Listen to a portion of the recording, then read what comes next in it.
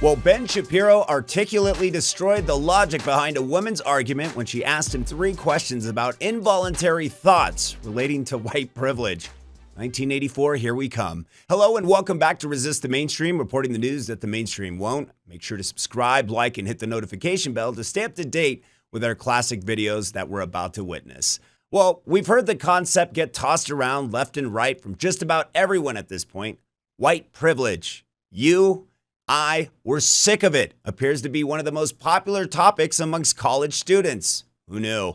We're at many of these organizational meetups, such as this clip, young people attempt to shut down political hosts with their thought-provoking questions. Unconscious bias is a concept well documented in psychological studies, which is basically that people associate negative things with people of color and positive things with whites. So if that is true, given that that is true, how does white privilege not exist? Okay, so you're asking about unconscious bias. I apologize because it's kind of echoey, but the question was, if there is unconscious bias, just to repeat it so I'm making sure I get it right, if there is unconscious bias, how does white privilege not exist?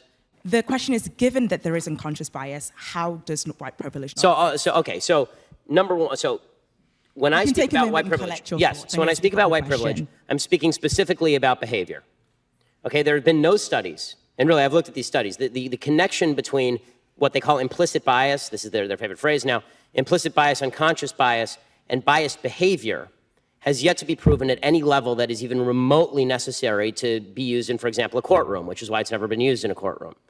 It is also true that there is no way, there really isn't, there's been no proven way to alleviate what they call unconscious bias, which means that we're ghost hunting. So what I would suggest is that if there is unconscious bias, and I'll acknowledge the possibility or the reality of unconscious bias, if there is, then I need you to I don't care about what's in people's heads so much as what they do. So if you point me to a racist behavior, don't worry, I'll let you respond. If you point me to a racist behavior, I'm happy to stand alongside you and protest it. What I can't do is protest about things in people's head that I don't know about because I'm not a mind reader. Obviously, the first issue which Shapiro exposes lies within the very nature of the woman's argument. She's asking for a tangible answer to an intangible issue, unconscious thought. Is going on? The very definition of the word makes me cringe, and the definition of the word unconscious implies you aren't even aware of the thought happening. Ergo, how would you even be able to define or research that? You can't control thoughts, but what you can control is actions, which is where Shapiro takes the debate with a very in-depth reply. Okay, so that's a really interesting response, and to that I have 2 questions. Firstly, what I've heard you say that this is something that, the way people think doesn't affect their behavior. So that's the first thing you've said. So I'm really curious if you can kind of give me another example of a thought that somebody has which doesn't affect their behavior. Like, do people who, support Trump not vote for him? Like, I'm very curious about that. Yes. And secondly, so the second thing that I want to ask is that if it's something it's hard to fix, does it mean we shouldn't do anything about it? Because you said, I don't know if we can change how people think. Does that mean we shouldn't try? I mean, first of all, not a great impression. But beyond that, but my voice isn't that low. But beyond that, as far as the first question, which is, do people have thoughts that don't manifest in behavior? Yes, all the time. For instance? For instance, every thought that you have about walking up here and strangling me right now. I assume like we have thoughts all the time that don't manifest in behavior, and this is true every single day. We consider thoughts that cross our minds. And the problem with unconscious bias is the idea is you don't even know that you're having the thought, right? So how can you stop it if you don't even know that you're having it? But then we should be able to gauge the unconscious bias and its impact on behavior. That's why it's unconscious bias as opposed to conscious bias. The idea behind unconscious bias is that it's not even a ghost, it's a ghost of a ghost, because you don't even know you're having the thought. So people, the whole idea behind diversity training is the idea that you can retrain people to stop their chain of thought in order so that it doesn't manifest in behavior. I don't think that every thought manifests in behavior. If it did, then every time a man saw a good-looking woman walk down the street, a straight man saw a good-looking woman down the street, we'd have a real mess on our hands.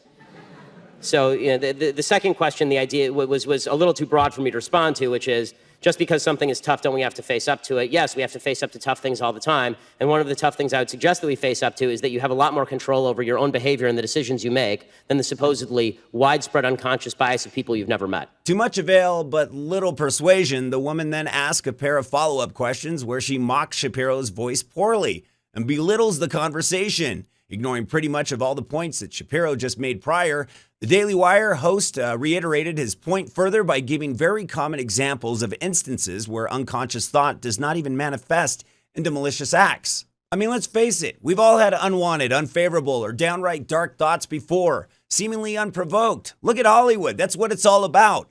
But it's an experience that every human has shared at one point or another, and alas, the world is not in complete chaos. Go play a video game, play Grand Theft Auto, but thinking it is not a crime. Fortunately, it's not, due to the simple fact that most sane people can differentiate between unhinged thoughts and meaningful ones. You don't go watch a Friday the 13th movie and start hacking people away in the woods just because you thought about it. And if you thought about it, then everybody who goes to these rated R films should be thrown in jail because they're thinking it. And films are getting sicker and grosser and bloodier by the day. Let us know what you think in the comments below.